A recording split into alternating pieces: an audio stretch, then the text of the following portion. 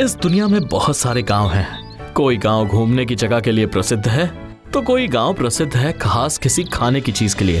पर आज हम एक ऐसे गांव के बारे में बताएंगे जो गांव प्रसिद्ध है बेवकूफी की वजह से। और गांव का नाम है बेवकूफपुर। आ चुका है, उतर जाइए उतर जाइए। बेवकूफपुर बेवकूफपुर।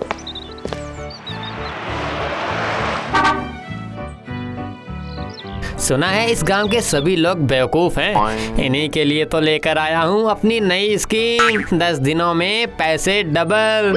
अब सिर्फ उनको बेवकूफ बनाकर नोट गिनेगा ये चतुर चालाक। ये बात बिल्कुल सही है। इस गांव में सभी बेवकूफ हैं। लोगों को धोखा देने की एक आदर्श जगह है। यह है बेवकूफपुर। शहर से काफी लोग आकर सबको बेवकूफ बनाकर पैसा कमाते हैं। कर लो बात। यूं ही बेवकूफ नहीं कहते। इस गर्मी में पेड़ की छांव में ना बैठकर सब मिलकर धूप में बैठे हुए हैं। सुनिए, आप लोग इस गर्मी में धूप में बैठकर क्या कर रहे हैं? हाँ? इंतजार कर रहे हैं भाई, मेरा नाती राजू आएगा। दादाजी के पोते ने शहर के स्कूल में 10th पास कर लिया है जी। तो मास्टर जी ने पूछा है अब आगे क्या लेने वाला है, साइंस, आर्ट्स या कॉमर्स? मेरे पास पैसों की कमी नहीं है ना, इसलिए पोते से कहा है कि तीनों ही ले ले। वो रहा राजू आ गया है। मास्टर जी ने मुझे बहुत डांटा है दादाजी। उन्होंने कहा कितने भी पैसे हो तीनों सब्जेक्ट एक साथ नहीं ले सकते। ये तो घोर अन्याय है। हमारे पास किस चीज की कमी है बताओ जरा। दिमाग की। आई क्या कहा? हम लोग बेवकूफ हैं क्या? हाँ, मैं बेवकूफ कब बोला दादाजी? बस इतना ही कहा कि आप लोगों के पास दिमाग नहीं है ना।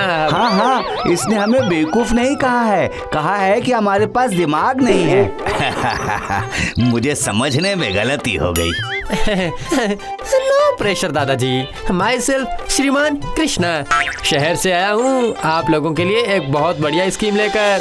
मेरे पास पैसे जमा करेंगे तो सिर्फ 10 दिनों में ही पैसे डबल कर दूंगा। हाँ, ये तो बहुत अच्छा है। बैंक में पैसे रखने से भी इतने पैसे मिलते हैं। हाँ, तो फिर किसने कहा कि आप लोगों के सर में दिमाग नहीं है? चलिए अब इस गर्मी में जरा गरम नोट निकालिए जल्दी। 10 दिनों में ही डबल करके दे जाऊंगा। हाँ।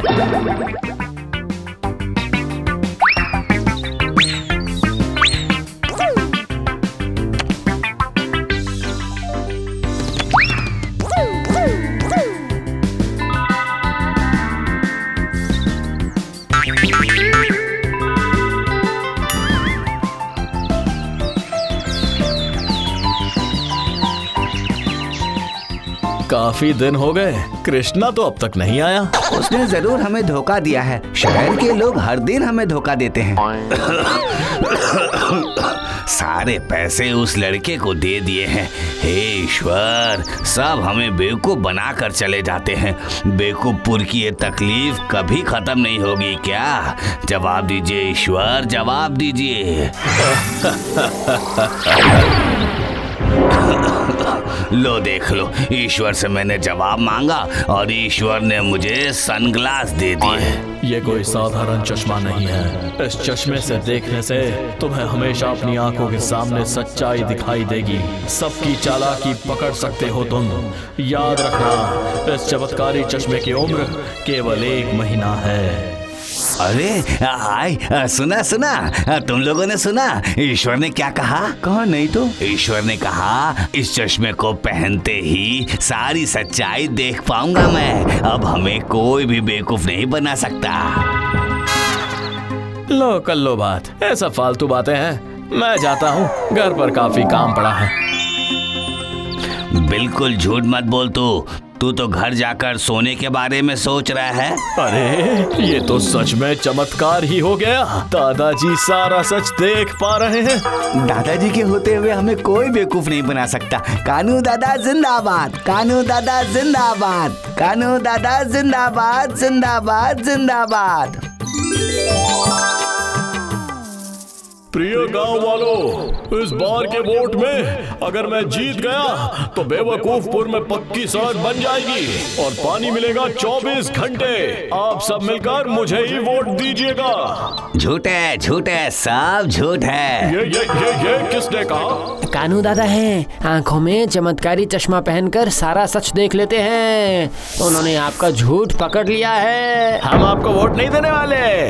हाँ, नहीं देंगे, आप हमें धोखा दे रहे हैं। ओहो, अच्छा ठीक है, अगर मेरे बोलने का यकीन नहीं है तो मैं मेरा वादा कागज पर लिखकर साइन करके देता हूँ। अब ठीक है ना? हाँ, ये अच्छा है, इससे सबूत रह जाएगा।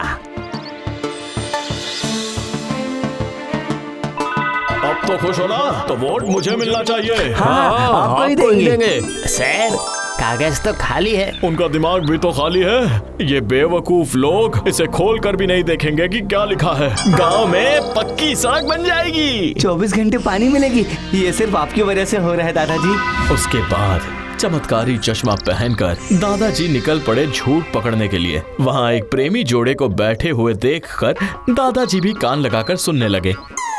शहर में मेरा बहुत बड़ा बंगला है, मुझसे शादी करोगी? मैं तुम्हें राजकुमारी बना के रखूंगा। इस जाल में कदम मत रखना बेटी। शादी के बाद इसके टूटे फूटे घर में राजरानी नहीं, नौकरानी बनकर रहेगी तू। ये क्या दादाजी, आपको कैसे पता चला टूटे फूटे घर के बारे में? इसका मतलब तुम एक झूठे इंसान हो। छी छी छी छी छी छी छी, निकल जाओ यहाँ से।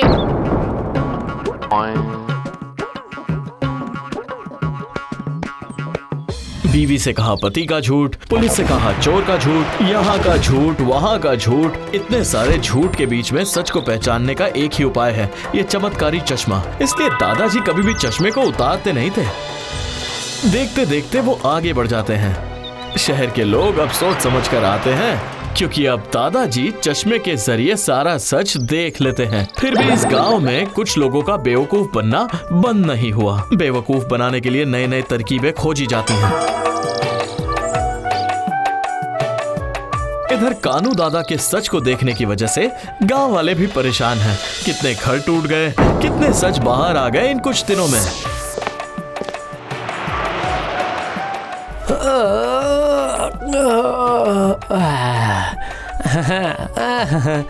मैं फिर से आ गया हूँ उसी बेवकूफपुर में। पर अगर मुझे पहचान लिया तो फिर मार मार कर वृंदावन भेज देंगे मुझे। खुद को जरा बदल लेता हूँ मैं। मेरा इस बार का टारगेट कानू दादा का चश्मा, उसी से बढ़ेगा अब मेरा बिजनेस।